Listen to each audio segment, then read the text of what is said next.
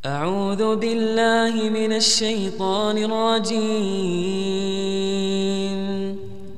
بسم الله الرحمن الرحيم.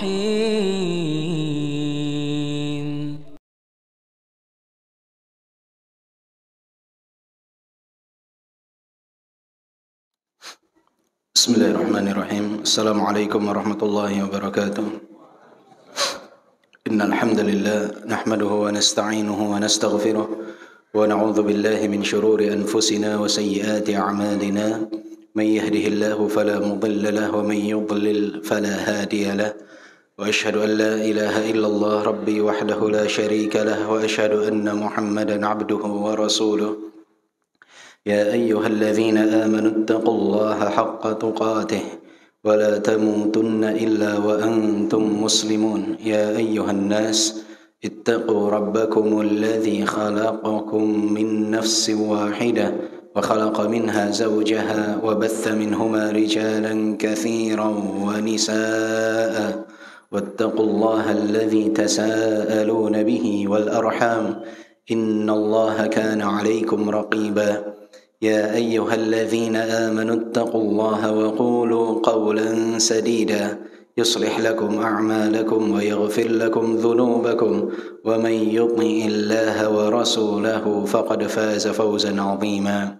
اعلموا فإن أصدق الحديث كتاب الله وخير الهدي هدي محمد صلى الله عليه وسلم وشر الأمور محدثاتها وكل محدثة بدعة وكل بدعة ضلالة وكل ضلالة في النار. أما بعد. Alhamdulillah wa syukurillah atas segala nikmat yang Allah Subhanahu wa taala limpahkan kepada kita, terutama nikmat iman dan nikmat Islam. Dan alhamdulillah Allah Subhanahu wa taala kembali memperjumpakan kita di dalam majlis yang mulia ini untuk bersama-sama mempelajari firman Allah dan juga hadis-hadis Rasulullah sallallahu alaihi wasallam. Ayyuhal ikhwah rahimani wa rahimakumullah. Di dalam Al-Qur'an Allah Subhanahu wa taala berfirman, "Ala la'natullahi 'alal zalimin." Laknat Allah bagi orang-orang yang berbuat kezaliman. Makna laknat adalah seseorang terusir dari rahmat Allah Subhanahu wa taala. Maka hendaknya kita sebagai seorang muslim, sebagai seorang mukmin, menghindarkan diri dari berbuat kezaliman. Dan kezaliman terbesar adalah ketika seseorang berbuat kezaliman kepada Al-Khaliq, kepada Allah Subhanahu wa taala, yaitu dengan berbuat kesyirikan. Inna syirka la zulmun azim. Sesungguhnya kesyirikan itu adalah perbuatan kezaliman yang amat agung. Maka yang pertama, perbuatan kezaliman yang harus kita hindari adalah berbuat kezaliman kepada Allah dengan berbuat kesyirikan. Kemudian juga kita harus menghindarkan diri dari berbuat kezaliman kepada diri sendiri dengan menjerumuskan diri ini dalam lumpur kemaksiatan kepada Allah Subhanahu wa taala. Hal ini harus kita hindari karena ini adalah salah satu bentuk kezaliman. Kadangkala orang tidak sadar dia sedang menzalimi dirinya sendiri. Entah menzalimi dirinya dalam artian dia jerumuskan dirinya menuju kemurkaan Allah Subhanahu wa taala, atau kadangkala orang berbuat kezaliman terhadap tubuhnya. Dia memberikan tubuhnya apa yang tidak sanggup untuk dilakukan oleh tubuhnya. Padahal inna li jismika 'alaika haqqan, sesungguhnya tubuhmu itu punya hak atas dirimu. Seringkali orang yang memaksakan dirinya sehingga melakukan sesuatu yang di luar kapasitas atau kemampuannya, sehingga dia jatuh dalam penyakit yang sangat luar biasa. Kenapa? Karena ada orang yang tidak merahmati tubuhnya sendiri. Kemudian juga bentuk kezaliman yang ketiga, dan ini yang paling banyak, adalah seseorang melakukan kezaliman kepada orang lain, dan ini juga hal yang harus dihindari. Ya, menzalimi orang lain dalam banyak hal, dalam harta, dalam darah, dalam kehormatan, itu semua adalah perbuatan kezaliman yang dilarang. Dan ini yang paling banyak dilakukan oleh manusia. Dan Rasulullah sallallahu alaihi wasallam mengingatkan, "Ittaqudz zulm fa innadz zulma dzulumatun yaumal qiyamah." Hindarilah oleh kalian kezaliman, karena kezaliman itu adalah kegelapan di hari kiamat kelak. Bahkan doa orang yang dizalimi, doa yang mustajab. Rasulullah sallallahu alaihi wasallam bersabda, "Ittaqu da'watal mazlum, fa innahu laisa bainaha wa bainallahi hijab." Hindarilah oleh kalian doa orang yang dizalimi, karena tidak ada penghalang di antara dia dengan Allah Subhanahu wa taala. Maka seseorang harus berhati-hati.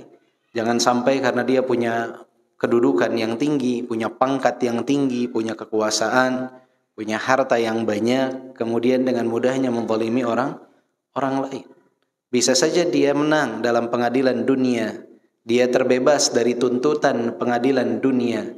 Tapi siapa sangka orang yang dizalimi, dia angkat urusannya dari pengadilan dunia menuju pengadilan akhirat yang hakimnya adalah Allah Subhanahu wa taala. Mau lari kemana orang-orang yang berbuat kezaliman tersebut? Ketika orang yang dizalimi menadahkan kedua tangannya, dia serahkan urusannya kepada Allah Subhanahu wa taala. Maka berhati-hati ayuhal ikhwah. Bahkan pernah suatu hari Abu Mas'ud di dalam hadis yang diriwayatkan oleh Imam Muslim, kata Abu Mas'ud dalam hadis tersebut mengatakan, "Kuntu adribu ghulaman li bis-sawt."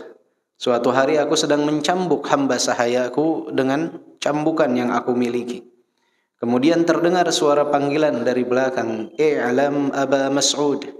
Namun aku tidak begitu faham tentang ucapan tersebut. Hingga suara itu terus mendekat. Dan ketika aku menoleh ke belakang, ternyata itu adalah Rasulullah sallallahu alaihi wasallam. Fasaqata min yadi as-sawt min haibatihi. Maka cambukan itu pun terjatuh dari tanganku karena saking wibawanya Rasulullah sallallahu alaihi wasallam. Kewibawaan Rasulullah sangat luar biasa hingga cambukan itu pun terjatuh dari tanganku.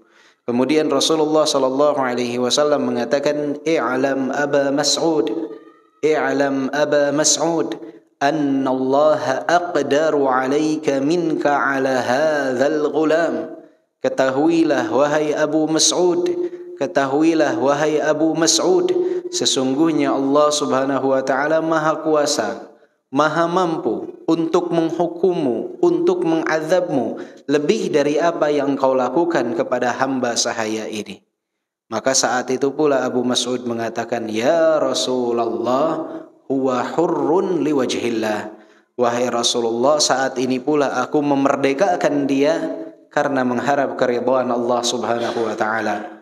Maka Rasulullah sallallahu alaihi wasallam mengatakan, "Amma law lam taf'al lamassatkan nar." Andai saja engkau tidak melakukan hal ini, tidak membebaskannya, tidak memerdekakannya, maka engkau akan terkena panasnya siksa api neraka. Bayangkan ya ikhwah. Ini Abu Mas'ud, sahabat yang mulia. Tetapi ketika melakukan satu perbuatan, mencambuk hamba sahaya yang dia miliki, Rasulullah sallallahu alaihi wasallam mengatakan, andai saja Abu Mas'ud tidak bertaubat dari perbuatannya, tidak memerdekakan hamba sahaya tersebut sebagai bagian dari perbuatan baik yang dapat menutupi kesalahan-kesalahannya di masa lalu, karena Allah berfirman, "Innal hasanat yudhibnas sayyi'at." Perbuatan baik itu dapat menghapus perbuatan-perbuatan keburukan. Andai tidak dilakukan oleh Abu Mas'ud, lamassatkan nar, kata Rasulullah, engkau akan terkena panasnya siksa api neraka. Abu Mas'ud. Maka hati-hati diri kita dari berbuat kezaliman kepada orang lain. Ya. Jangan merasa, wah saya punya kekuasaan, saya punya kedudukan. Namrud kurang punya kedudukan apa? Raja bukan dari satu provinsi, satu negara, satu bumi. Rajanya waktu itu Namrud, raja seluruh bumi. Tapi karena kezaliman yang dia lakukan, Allah azab dia, Allah siksa dia. Dengan dimasukkannya lalat ke dalam hidungnya, berputar-putar di dalam otaknya selama 400 tahun. Allah azab dia, Namrud. Orang yang paling Namrud cintai adalah yang dengan sukarela memukul kepalanya. Karena dengan kepalanya dipukul, barulah lalat itu akan tenang dan kembali berputar. Dipukul baru tenang dan kembali berputar selama 400 tahun. Siapa di antara kita yang berbuat kezaliman karena merasa hartanya banyak? Lihatlah apa yang Allah lakukan kepada Qarun. Kurang banyak bagaimana hartanya? Kunci gudang hartanya saja dipinggul oleh banyak orang. Tapi Allah tenggelamkan dia. Allah binasakan Qarun. Siapa yang merasa saya dengan bebas suka hati saya bisa berbuat kezaliman karena pasukan saya banyak, backingan saya kuat, saya anaknya fulan, paman saya namanya fulan, bos dekat dengan saya, insya Allah saya aman. Subhanallah. Lihat Fir'aun, pasukan bala tentaranya luar biasa dahsyat. Tapi karena perbuatan kezaliman yang dia lakukan, Allah binasakan dia, Allah tenggelamkan dia. Maka jika bukan perkara yang sulit bagi Allah untuk membinasakan Qarun, Namrud, Fir'aun, yang harta, kekuasaan, pasukannya amat dahsyat, yang tidak ada bandingannya mungkin di zaman ini, Allah binasakan mereka karena kezaliman yang mereka lakukan, maka bukan perkara yang sulit bagi Allah untuk membinasakan, menenggelamkan, menghancurkan kita jika kita berbuat kezaliman. Hati-hati. Kadang-kala tanpa disadari seseorang punya kuasa, dia berbuat kezaliman seenaknya. Kadang kepada istrinya, dia lihat istrinya lemah, tidak punya kekuasaan, tidak punya harta, tidak punya rumah, seenaknya saja. Dizalimi istrinya dengan fisik, pukulan, kadangkala dengan cacian, makian, ucapan umpatan kepada istrinya, karena merasa saya ini pemimpin dalam rumah tangga, saya berhak menzalimi dia. Subhanallah. Kita pemimpin dalam rumah tangga yang harus membimbing dia menuju surga Allah, bukan seenaknya menzalimi dia. Banyak di antara laki-laki itu yang dia merasa sebagai pemimpin dalam rumah tangga, kemudian seenaknya di dalam bersikap dan bertindak, dia zalimi istrinya. Bahkan tidak sedikit yang menzalimi juga anak-anaknya. Terlebih ketika memiliki pasangan hidup lebih dari satu. Berapa banyak yang adil dengan yang tidak adil. Seenaknya saja dalam membagi waktu, seenaknya saja dalam membagi nafkah, tidak ada keadilan sama sekali. Hati-hati dari berbuat kezaliman. Atau atasan yang dia menzalimi bawahannya, tidak memberikan hak bawahannya, tidak memberikan gaji sesuai dengan waktu yang disepakati, dipakai dulu uangnya, atau menzalimi kawannya, meminjam kepada kawannya, dia punya uang untuk membayar, padahal kawannya dalam kondisi yang bukan kelapangan, bukan, tapi dalam kondisi yang sulit, enggan untuk membayarkan hutang tersebut. Merasa itu harta. Hati-hati dari berbuat kezaliman. Enggak cukup jurus afwan. Afwan akhi, afwan akhi, afwan akhi. Tarsok, tarsok, tarsok. Itu kebiasaan. Ntar besok tahunan. Hutang menumpuk, enggak mau bayar, padahal punya uang, tapi tidak mau membayar. Hati-hati, itu adalah perbuatan kezaliman. Hati-hati dari berbuat kezaliman. Ala la'natullah 'alal zalimin. Laknat Allah bagi orang-orang yang berbuat kezaliman. Semoga Allah menghindarkan kita dari kezaliman. Ayuhal ikhwah, pembahasan terakhir kita sebelum Ramadan adalah bab ke-78 berkenaan dengan idha'atul ilm dari kitab At-Tuhaf bil Ma'thuri 'anis Salaf yang ditulis oleh Syekh Abdul Razak Al-Badr hafizahullah, dan kita sekarang masuk dalam pembahasan bab ke-79 yang mana Syekh Abdul Razak memberi judul At-Tafarrugh li'uyubin nas, orang yang meluangkan waktu untuk mencari-cari, membicarakan aib-aib manusia. Ini bab judulnya adalah At-Tafarrugh li'uyubin nas. Apakah perbuatan ini mulia, sia-sia, tercela? Nanti kita akan bahas. Di sini Syekh Abdul Razak membawakan perkataan Aun ibn Abdillah yang ditulis di dalam kitab As-Samt li Ibn Abi Dunya. Beliau mengatakan, qala Aun ibn Abdillah rahimahullah, berkata Aun ibn Abdillah rahimahullah, ma ahsabu ahadan tafarragha li'uyubin nas illa min ghaflatin ghafalaha an nafsihi. Tidaklah aku menghitung orang-orang yang dia meluangkan waktu untuk mencari-cari, membicarakan aib orang lain, melainkan disebabkan kelalaian dia atas aib dirinya sendiri.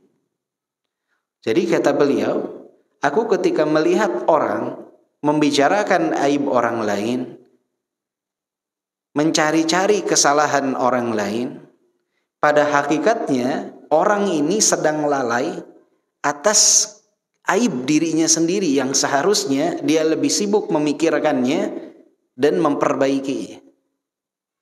Jadi kalau kita lihat ada orang yang sedang membicarakan aib orang lain, pada hakikatnya itu sama saja dia sedang lalai tentang aib dirinya sendiri. Kadangkala kesalahan orang itu di mata kita itu sangat jelas, tapi kesalahan kita itu tidak terlihat, subhanallah. Maka Syekh Abdul Razak mengatakan di sini, sadaqa rahimahullah. Sungguh betul apa yang dikatakan oleh Aun ibn Abdullah rahimahullah. Faminan nas man yabsirul qada fi aini akhihi wa yansal jadha fi ainaihi. Di antara manusia itu ada yang melihat kotoran kecil yang ada pada mata saudaranya, tetapi terhalang dari kotoran besar yang ada pada mata dirinya sendiri. Jadi kadangkala sesuatu yang kecil pada saudaranya kelihatan oleh dia, nampak jelas, tapi kesalahan dia yang ternyata sangat besar, sangat banyak, itu dia seperti buta, tidak bisa melihat, nggak bisa lihat. Dia lihat aib orang, dia cela orang, tapi dia tutup mata atas aibnya sendiri. Kata Syekh Abdul Razak, farubbama asbaha wa qad fatathu salatal fajr ma'al jamaah wa la hamma lahu illa tatabbu' uyubin nas. Dan bisa saja, kata Syekh Abdul Razak, ada orang-orang yang dia bangun di waktu subuh, di waktu pagi hari, dia terlepas, dia terhalang, tidak hadir dalam pelaksanaan sholat subuh berjamaah, akan tetapi tidak ada keinginan yang besar dari dirinya kecuali untuk mencari-cari aib orang lain.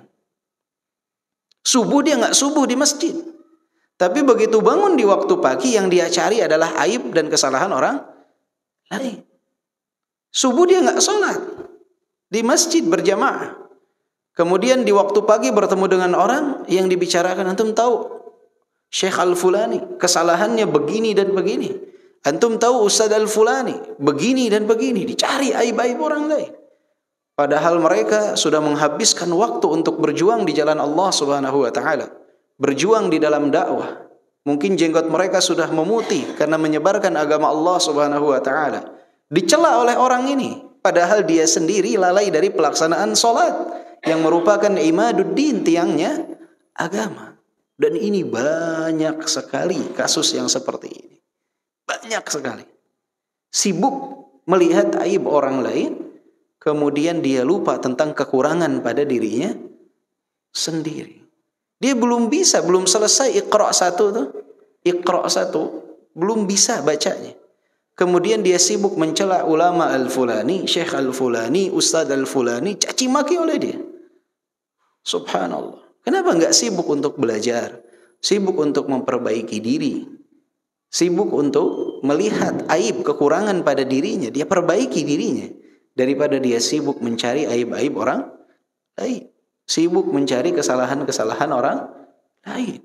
Padahal ustaz tersebut, syekh tersebut, Masya Allah, dikenal tegak dalam dakwahnya, akidahnya lurus, manhajnya benar, tapi tetap dicari kesalahannya. Dan kasus seperti ini banyak, sangat luar biasa sekali, sangat banyak. Nah, ini kita harus terhindar dari hal tersebut. Jangan sampai sibuk memikirkan aib orang lain, sibuk memperbaiki diri. Jadi kalau lihat ada satu kesalahan pada orang lain, kita bisa nasihati, bukan dibicarakan, diombar aibnya, bukan. Dan kita terus memperbaiki diri. Terus memperbaiki diri, lihat, bisa saja saya punya kekurangan. Saya tadi nggak sholat berjamaah, saya harus perbaiki diri saya. Besok saya jangan sampai terlewat dari sholat berjamaah. Oh, saya jarang nih berpuasa, saya harus memperbanyak berpuasa. Oh, saya udah lama nih gak baca Al-Quran, saya sudah lama tidak menghafal. Terus perbaiki diri. Orang yang sibuk memperbaiki diri akan menjadi orang yang lebih baik daripada orang yang mencari-cari aib dan kesalahan orang lain. Biasanya orang-orang yang sibuk mencari aib dan kesalahan orang lain itu tidak memiliki tahsil ilmu. Jadi nggak ada napak tilas ilmu. Kajian dia hadir, tapi nggak ada napak tilas ilmu. Kenapa? Keberkahannya hilang karena dia terlalu sibuk memikirkan aib orang lain. Berapa kali saya ketemu dengan orang yang Masya Allah, Tabarakallah, itu subhanallah, baca Quran belum bisa. Baca Quran belum bisa. Sholat pun masih jarang di masjid. Tapi tiap bertemu yang dibicarakan adalah kekeliruan, kesalahan, kekhilafan orang-orang yang tadi saya sampaikan. Seluruh usianya dikorbankan untuk dakwah, untuk menyebarkan agama Allah Subhanahu wa ta'ala. Padahal akidahnya lurus, manhajnya benar, tapi terus dicela, dicaci, dimaki. Orang ini kalau dengar lagu masih sering joget. Orang ini sholat jarang di masjid. Orang ini masih banyak kekurangan. Baca Quran saja belum bisa. Tapi mencari aib dan kesalahan orang lain. Maka kita jangan meniru hal tersebut. Ya. Makanya Rabi Ibnu Hathim mengatakan, Lastu an hali radhiya hatta atafarrag li dhammin nas. Aku ini belum ridha terhadap diriku. Bagaimana mungkin aku habiskan waktuku untuk mencela, mencari kesalahan-kesalahan orang lain. Belum ridha terhadap diriku. Maka itu yang harus kita perhatikan. Sebelum kita mencela orang lain, coba kita lihat, saya udah ridha belum terhadap diri saya? Sudah baik belum diri kita? Pasti banyak kekurangan. Kalau kita mau jujur, mau insaf terhadap diri sendiri, pasti banyak kekurangan dari segala hal. Dari menjalankan kewajiban, menjauhi larangan, itu banyak kekurangan-kekurangan. Maka lebih baik fokus dalam memperbaiki diri daripada mencela dan mencari-cari aib orang lain. Dan kalaupun ketemu dengan aib seseorang, kekurangan seseorang, tugas kita mendoakan dan menasehati, bukan mencela dan mencaci, apalagi mengumbar aibnya. Kemudian bab berikutnya, bab ke-80, ad-du'a'u liwalil amr. Ad-du'a'u liwalil amr. Doa untuk wali amr. An Abdus Samad ibn Yazid al-Baghdadi qala, sami'tu al-Fudail ibn Iyad yaqul. Dari Abdus Samad ibn Yazid al-Baghdadi, beliau berkata, aku mendengar al-Fudail ibn Iyad berkata, Lau anna li da'watan mustajabah ma sayyartuha illa fil imam. Sesungguhnya andai saja aku memiliki doa yang mustajab, maka tidak akan aku salurkan doa tersebut kecuali terhadap imam, pemimpin kaum muslimin. Qila lahu wa kaifa dhalika ya Aba Ali. Dikatakan kepada Al-Fudail ibn Iyad, bagaimana hal tersebut wahai Abu Ali? Apa maksudnya? Maka beliau mengatakan, mata ma sayyartuha fi nafsi lam tajzini. Wa mata sayyartuha fil imam fa salahul imam salahul ibad wal bilad. Jika aku punya doa mustajab, kemudian aku peruntukkan untuk diriku saja, maka kemaslahatannya akan kembali sebatas kepada diriku. Tetapi jika doa mustajab ini aku peruntukkan untuk imam kaum muslimin, pemimpin kaum muslimin, maka dengan baiknya dia, maka akan baik pula al-bilad wal-ibad. Akan baik suatu negeri dan akan baik penduduk yang ada di negeri tersebut. Jadi kata beliau, kalau diperuntukkan untuk diriku doa mustajab itu, ya akan baik aku saja. Sebatas terhadap diriku manfaatnya. Tapi jika doa ini diperuntukkan untuk imam, pemimpin kaum muslimin, maka negeri tersebut akan menjadi baik dan rakyatnya pun akan menjadi baik. Qila wa kaifa dzalika ya Aba Ali? Fassir lana hadza. Apa maksudnya wahai Abu Ali? Jelaskan kepada kami, tafsirkan kepada kami maksud dari ucapanmu. Maka Al-Fudail ibn Iyad memberikan contoh. Kata beliau, amma salahul bilad fa idza amina an-nasu dhulmal imam ammarul kharabat wa nazalul ard. Yang dimaksud dengan akan baiknya suatu negeri dengan baiknya pemimpin adalah ketika negeri tersebut merasa aman dari kezaliman pemimpin. Negeri jadi aman nih karena kebaikan pemimpin. Tenang, tidak ada kezaliman di dalamnya. Aman, semua orang diberikan haknya. Tidak ada yang akan dizalimi. Maka di sana orang-orang akan mulai membangun negeri tersebut. Enggak ada rasa khawatir. Tidak ada kekhawatiran. Kalau di zaman kita sekarang orang mau investasi itu enggak khawatir. Kenapa? Oh, pemimpin di negeri ini amanah. Dia memberikan setiap orang haknya. Tidak ada yang dizalimi. Coba, kalau misalkan pemimpin satu negeri dia selalu berbuat kezaliman. Ketika ada pengusaha membangun, misalkan tiba-tiba diambil bangunannya. Kemudian dikatakan ini adalah milik negara, dizalimi orang lain. Kira-kira ada yang mau bangun bangunan? Ada yang mau investasi? Tidak ada. Jika di satu negeri tidak aman. Ada orang yang mau investasi di negeri tersebut? Tidak. Salah satu poin penting yang akan dilirik oleh seorang investor adalah keamanan suatu negeri. Dan ini berlaku dari zaman dulu, dari zamannya Al-Fudail ibn Iyad sampai saat ini. Maka kata beliau, ketika pemimpin itu baik, aman satu negeri, maka akan ada pembangunan di negeri tersebut. Ekonomi akan tumbuh. Kenapa? Karena aman negeri tersebut. Kenapa? Pemimpinnya adil, pemimpinnya baik, pemimpinnya dapat menjaga keamanan. Ini contoh akan terbangunnya negeri tersebut dengan baiknya pemimpin. Kemudian kata beliau, wa ammal ibad, sedangkan bagi rakyatnya, fayanzuru ila qaumin min ahli al-jahl, karena negara aman, tentram, maka mereka pun dalam kondisi yang bisa melirik yang namanya ilmu. Ketika mereka melihat ada orang-orang yang jahil, tidak memiliki pendidikan, fayaqul qad syaghalahum talabul ma'ishah an talabi ma yanfa'uhum min ta'allumil Qur'ani wa ghairihi. فيجمعهم في دار 50 أقل أو أكثر يقول للرجل لك ما يصلحك وعلم هؤلاء أمر دينهم وانظر ما أخرج الله من فيهم مما يزكي الأرض فرده عليهم قال فكان صلاح العباد والبلاد.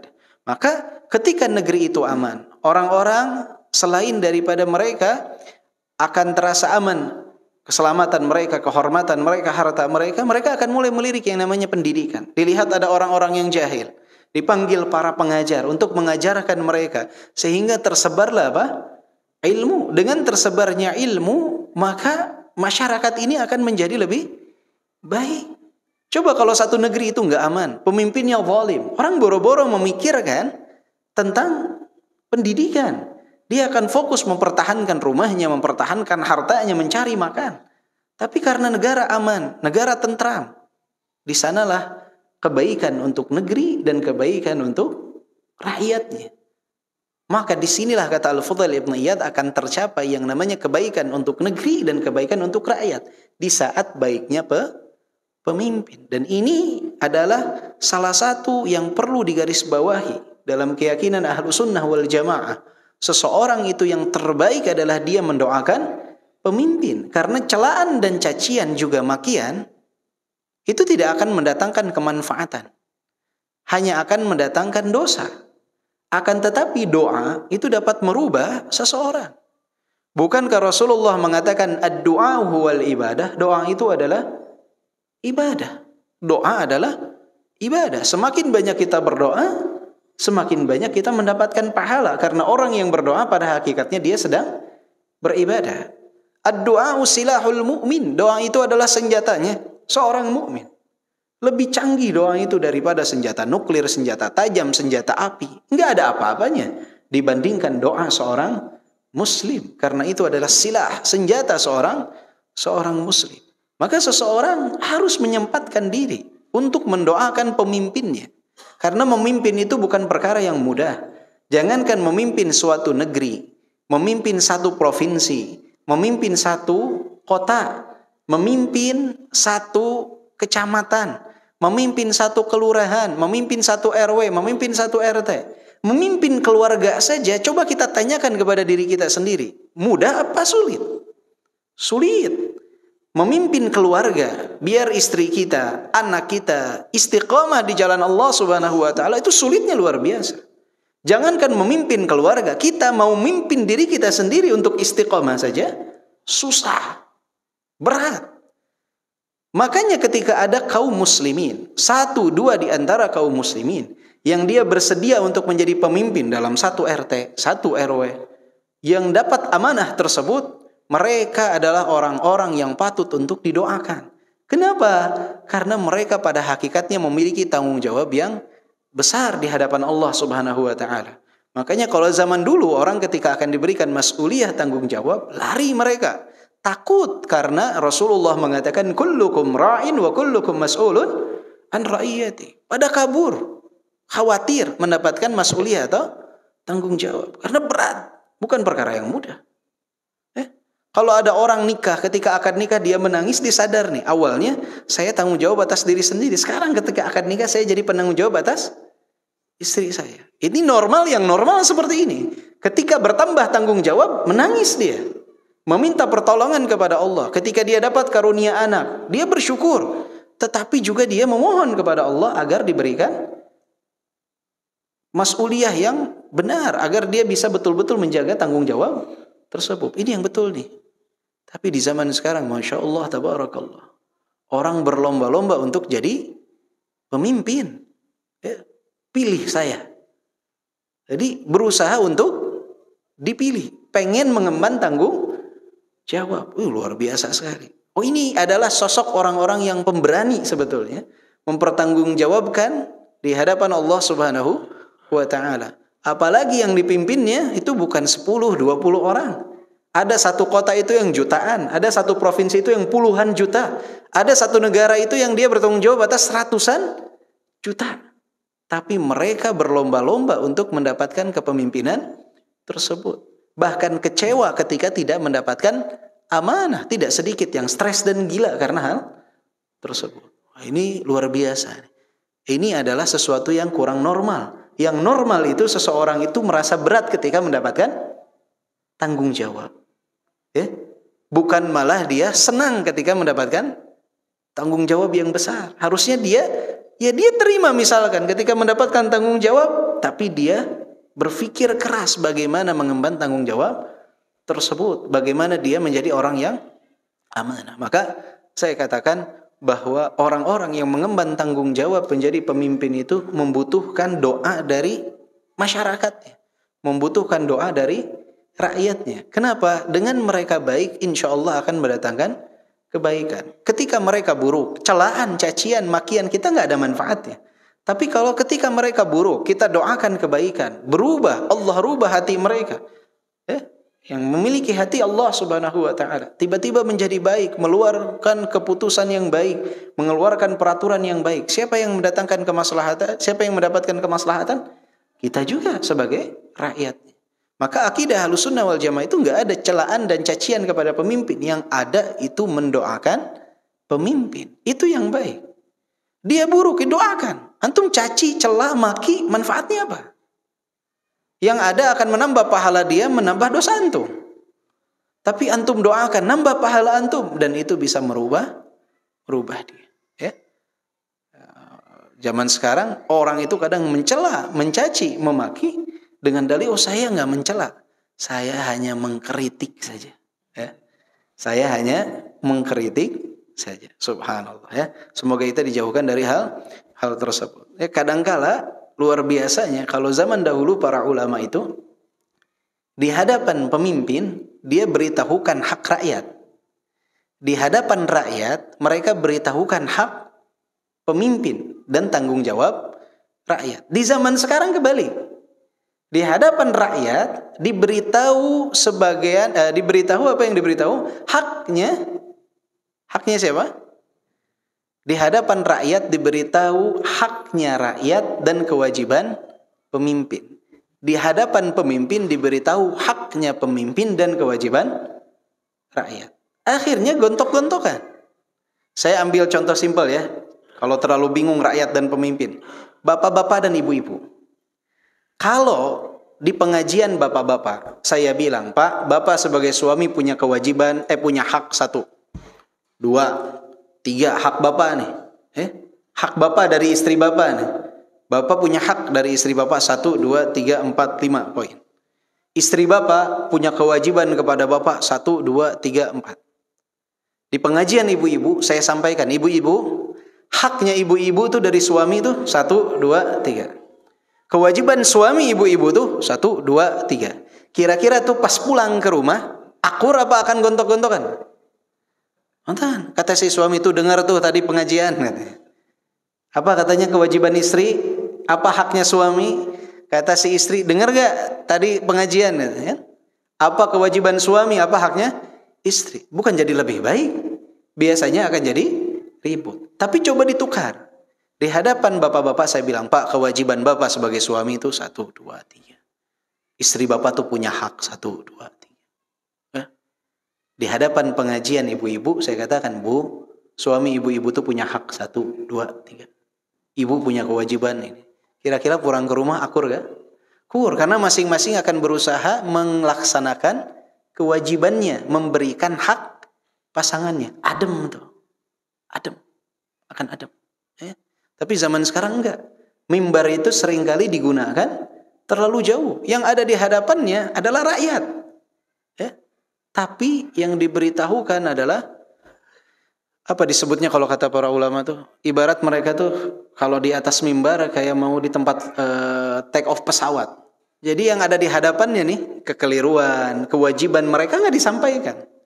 Sampaikannya jauh, orang-orang yang nggak dengar khutbah mereka. Akhirnya yang ada itu adalah kebencian rakyat dengan pemimpin. Pemimpin membenci rakyat dan rakyat membenci pemimpin. Karena penyampaian yang tidak tepat. Para ulama terdahulu tidak. Di hadapan pemimpin mereka beritahukan haknya rakyat. Kewajiban engkau apa? Di hadapan rakyat mereka beritahukan kewajiban rakyat dan apa haknya pemimpin. Sehingga masing-masing berusaha berikhtiar melaksanakan kewajibannya dan memberikan hak yang lain. Sehingga di sanalah tercapai kedamaian. Syekh Al-Utsaimin pernah ditanya, Syekh, kenapa engkau tidak pernah menasihati pemimpin di hadapan kami, di hadapan tulab secara terang-terangan? Kata Syekh Al-Utsaimin menjawab bahwa yang pertama, aku khawatir tidak ikhlas jika menyampaikan apa yang aku sampaikan kepada kalian. Ketika aku memberikan nasihat, memberikan masukan, kenapa tidak aku sebarkan? Karena yang pertama aku khawatir tidak ikhlas. Yang kedua, aku khawatir ketika aku memberikan nasihat kepada pemimpin, kemudian pemimpin tidak melaksanakan apa yang aku nasihatkan. Itu akan menimbulkan su'udhanan di tengah-tengah masyarakat. Dan itu akan menimbulkan fawdha, akan menimbulkan keributan. Maka yang terbaik menasihati itu secara sembunyi, bukan secara terang-terangan. Itu adalah nasihat yang baik. Karena nasihat secara terang-terangan itu adalah celaan dan cacian. Celaan dan cacian. Jangankan Bapak punya kedudukan sebagai pemimpin satu negeri. Saya nih sekarang tausiah nih, kajian nih. Kemudian ada salah satu di antara yang hadir, dia sering meminum khamar. Waliyadzubillah. Kemudian saya bilang, Bapak Fulan, saya sebutin namanya. Bapak, minum khamar itu haram, nggak boleh. Bapak akan terkena dosa besar. Azab Allah menanti Bapak. Saya nasihatin Bapak, sebaiknya Bapak bertaubat. Itu yang saya ucapkan benar apa salah? Caranya benar gak? Kira-kira dia nerima apa kesinggung? Tersinggung. Padahal kata-katanya baik. Padahal dia bukan RW juga bukan, RT juga bukan. Tapi dia akan tersinggung. Kenapa? Karena nasihat itu tidak pantas disampaikan secara terang-terangan. Apalagi jika yang saya nasihati itu punya kekuasaan, punya kedudukan, punya pasukan. Kira-kira cara seperti itu pas apa tidak? Apalagi kadangkala disisipkan dengan ucapan-ucapan kasar. ucapan-ucapan celaan dan makian. Kira-kira nasihatnya bakal didengarkan, akan diabaikan. Orang yang tidak punya kekuasaan saja, kita saja nggak mau dinasehatin secara terang-terangan atas kesalahan kita. Bagaimana mungkin ketika kita punya kekuasaan, kita rela akan hal tersebut. Maka seseorang sebetulnya simpel, ya, apa yang diajarkan dalam syariat, seperti apa akidah Ahlussunnah wal Jamaah, manhaj di dalam berdakwah, manhaj di dalam menyampaikan hal tersebut, semuanya sangat simpel, sangat mudah. Hanya saja kadangkala hawa nafsu dan ego kita yang tidak mau kita kesampingkan. Sering itu membawa perasaan. Nah, ini yang paling bahaya. Dalil Al-Quran dan As-Sunnah, aqwalus salaf dikesampingkan karena perasaan. Nah, jangan sampai mengedepankan perasaan. Maka di sini Ibnul Mubarak rahimahullah mencium keningnya Al-Fudail ibn Iyad, kemudian mengatakan, ya muallimal khair man yuhsin hadza khairu. Wahai pengajar kebaikan, siapa yang bisa sebaik ini daripada engkau. Dan ini disebutkan dalam kitab Hilyatul Awliya li Abi Nuaim. Maka Syekh Abdul Razak mengatakan, laitana nuwaffiqu li hadzal ihsan al-'azim wa nansah li wilati amrina bid-du'a lahum bijtihadin wa sidqin wa ilhah fasalahuhum salahun lil ibadi wal bilad. Allahumma waffiq wilata amrina likulli khair. Kata Syekh Abdul Razak, andai saja kita mengikuti nasihat ini yang amat agung dan kita menasihati para pemimpin kita dengan doa untuk mereka, doa yang sungguh-sungguh, doa yang benar, ya, doa yang penuh dengan harapan, karena kebaikan mereka akan mendatangkan kebaikan untuk negeri dan masyarakat. Dan Allah semoga memberikan taufik kepada para pemimpin kita, memberikan taufik segala kebaikan. Maka salah satu ciri Ahlussunnah wal Jamaah adalah mendoakan kebaikan untuk pemimpin. Itu salah satu ciri khas Ahlussunnah wal Jamaah. Tapi kalau mencela, mencaci dan memaki, itu bukan ciri khas Ahlussunnah wal Jamaah. Maka hati-hati dari lisan kita. Dan juga jangan pernah ridha terhadap celaan dan cacian kepada pemimpin, ya. Jangan pernah ridha. Bahkan Imam Nawawi mengatakan, Al-Imam Nawawi mengatakan di dalam kitab Al-Majmu' Syarh Al-Muhadzab mengatakan, ad-du'a'u li'a'immatil muslimin wa wilati umurihim bis-salahi wal i'anah 'alal haqq wal qiyam bil 'adli wa nahwi dhalik wa li juyushil Islam fa mustahabbun bil ittifaq. Kata Al-Imam Nawawi rahimahullah mengatakan, doa bagi para pemimpin kaum muslimin untuk mendapatkan kebaikan dan agar Allah menolong mereka di atas kebenaran, agar mereka berlaku adil dan yang semisal dengannya, dan doa untuk tentara-tentara kaum muslimin, pasukan-pasukan kaum muslimin adalah perkara yang disunnahkan secara ittifaq. Jadi semua ulama sepakat bahwa itu adalah hal yang disunnahkan. Jadi bukan penjilat.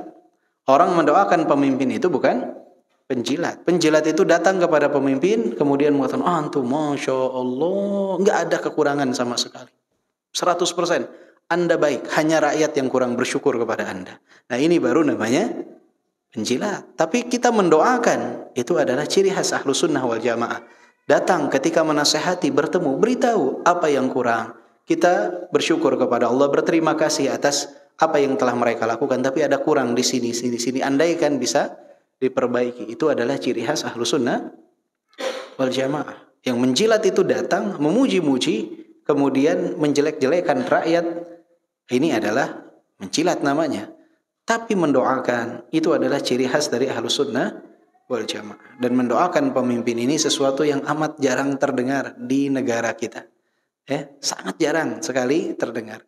Tapi kalau kita ke Timur Tengah, itu di setiap khutbah, selesai khutbah itu selalu doa. Salah satunya pasti diselipkan doa untuk pemimpin. Betul. Ketika mereka baik akan mendatangkan kebaikan untuk seluruh negeri. Maka jangan pernah pelit untuk mendoakan pemimpin kaum muslimin. Enggak ada salahnya. Antum dapat pahala karena doa itu ibadah, dan siapa tahu doa antum diijabah oleh Allah Subhanahu wa taala mendatangkan kebaikan, ya. Misalkan nih saya kasih contoh, kita doa, ya Rabb, berikanlah taufik untuk pemimpin kami agar dia dapat menjalankan syariat-Mu, agar kami dapat beribadah dengan baik, beribadah dengan tenang, ya. Berikan taufik kepadanya ya Allah, agar kami jauh dari kemaksiatan, anak kami terjauh dari kemaksiatan. Allah ijabah tuh doa tersebut, antum dapat pahala. Allah ijabah. Tiba-tiba pemimpin tersebut mengeluarkan perda kah, perpu kah, atau apakah sesuai dengan pangkat dan jabatannya. Kemudian dikeluarkan undang-undang anti misalkan pornografi atau undang-undang anti, subhanallah, nikmat. Tiba-tiba keluar peraturan tersebut, larangan misalkan siswi menggunakan pakaian yang terbuka auratnya. Misalkan keluarlah perda peraturan untuk wanita-wanita muslimah itu berjilbab. Kita nggak tahu. Itu keluar mungkin salah satu sebabnya adalah doa kita. Maka jangan pernah pelit dengan doa untuk pemimpin. Semoga Allah memberikan taufik kepada kita. Wallahu a'lam bishawab. Subhanakallahumma wa bihamdika asyhadu an la ilaha illa anta astaghfiruka wa atubu ilaik. Walhamdulillahirabbil alamin. Assalamualaikum warahmatullahi wabarakatuh.